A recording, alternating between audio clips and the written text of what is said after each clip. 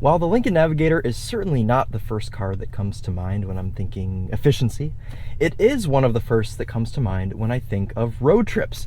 So that begs the question, if you are to take your Lincoln Navigator on a road trip, what sort of fuel economy will it get? Today, we're going to find out.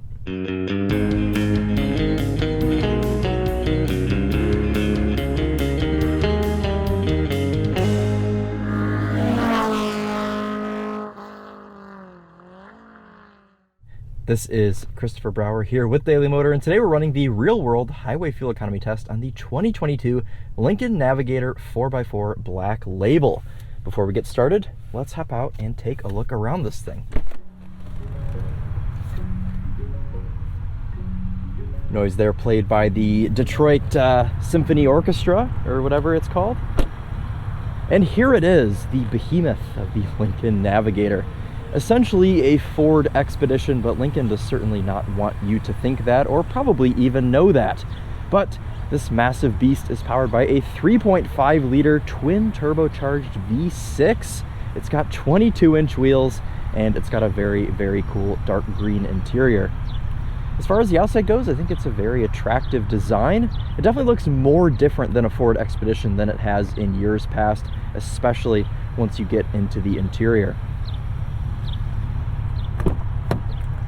You can see we've got our automatic running boards there. It's really nice dark green upholstery, screens on the back of the seats, massaging seats back here, and all sorts of things. If you're curious to learn more about this Lincoln Navigator as a whole, I will have my full review linked in the description. But for now, let's go ahead and get started with the test.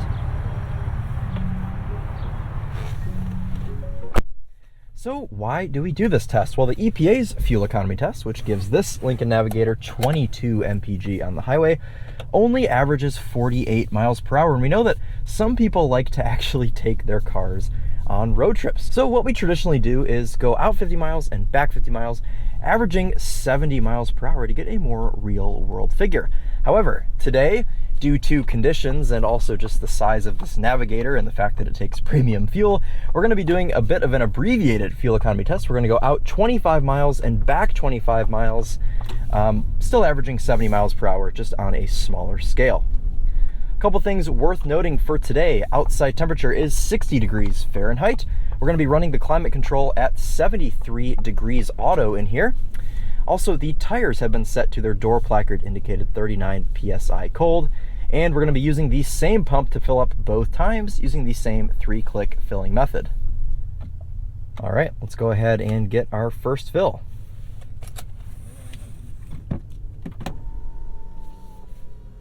And 17 gallons in there for our first fill. I've been driving this thing around quite a bit, and we were actually doing some towing with this Navigator earlier this week, so it's been quite thirsty. How much was that? $91 for our Shell V-Power 93 octane fuel. Whew. All right, let's go ahead and get started.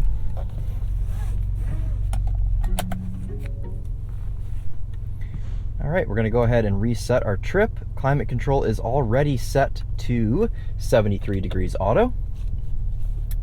We also have a couple of different drive modes here in this Lincoln Navigator.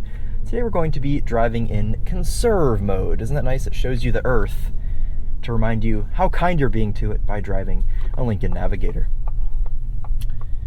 All right.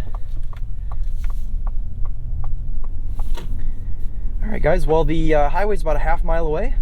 I will catch up with you once I am merging onto it.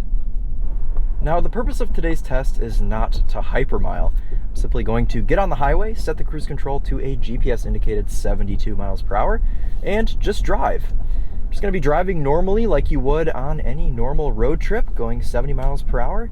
Getting up to speed here, you can see my calm display. Gosh, sometimes I feel like Lincoln tries a little bit too hard to be luxurious. Anyways, that's a topic for the actual review. Let's go ahead and get our cruise control going here. We'll set this for 72. I've got my radar guided cruise. My distance is set to the nearest, and it looks like 72 on the car is going to be true to our 72 on the GPS. All right, well, first highway impressions. I'll be honest, I drove this on the highway quite a bit earlier, and it's quite a nice experience. Oh yes, active glide. We do have a full driver assist here with hands-free. But it does yell at you when you don't look at the road, and apparently it thinks I'm not looking at the road right now. Maybe it's confused why there's a GoPro on my face. Anyways, first highway impressions. Very smooth ride. It almost floats, which is important for a luxury car. It has to have that floaty feel, and I'm happy to say that this Navigator certainly does. The seats are also very comfortable. We've got tons of different ways to adjust them. They're on the door here, just like a Mercedes-Benz, so that is nice to see. Otherwise, minimal wind intrusion, minimal road intrusion in here. Seems to be a nice infotainment system. I've got Waze running here. And, well, the radar cruise seems to work pretty well. I will report back on how satisfied I am with that, well, in the next 45 or so miles. All right, well, with all of that out of the way, I'm going to go ahead and settle in here, get to driving, and I will catch up with you guys shortly.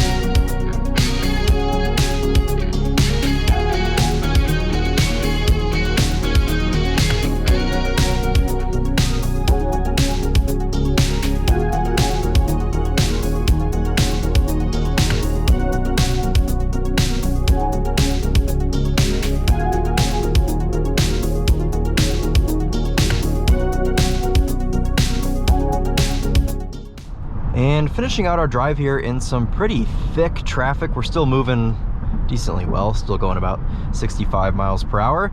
But overall, driving impressions on the highway in the Lincoln Navigator. Well, as I stated earlier, it's super comfortable. And I mean, I'm sticking with that.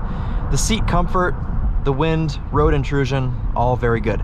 However, as soon as I stopped recording the beginning bit when I was just starting the video, the lane keep system, or the whatever they call it, freaked out on me and keep your eyes on the road, keep your eyes on the road, take over control. And I was staring at the road as I was driving. I was moving the steering wheel, nothing would help. And the car got to the point where it was like tapping the brakes by itself. Very alarming. So I have done this entire 50-mile trip with no lane keep assist because I don't want that to happen again. I think what happened is the camera confused it. And then even once I took the camera off, it confused it even more. But still, I really don't want to mess with it. The adaptive cruise control, though, as you just saw there, works quite well. It stays in line nicely, it brakes very evenly, and also when you're going around to pass people, it does a pretty good job as well. It accelerates in a very linear fashion, so that's very good as well. This sound system is also quite nice. I don't think it's really the best that I've heard in this class, but it's pretty dang good. What else? I mean, I don't know, just overall comfort, this is a pretty nice place to be. On our cluster indicated 21.8 MPG so far. Just as a reminder, EPA is 22, so we are just about meeting EPA. We'll have to see what this actually got once we get to the pump here in just a few miles. But until then, I'm going to go ahead and finish out my last about 5 or so miles, and I will catch up with you guys once I have filled this thing up. 2.397 gallons in there for our final fill. So let's go ahead and take our 49.28 miles divided by the 2.397 gallons. And that gives us 20.55 MPG, rounding up today to 21 MPG. The cluster right at the end was indicating right about 21.9, 22. So pretty in line with what the car is saying. If you want to take an average of the two, gives you right about 21, 21 and a half. So right around where EPA rates this Lincoln Navigator.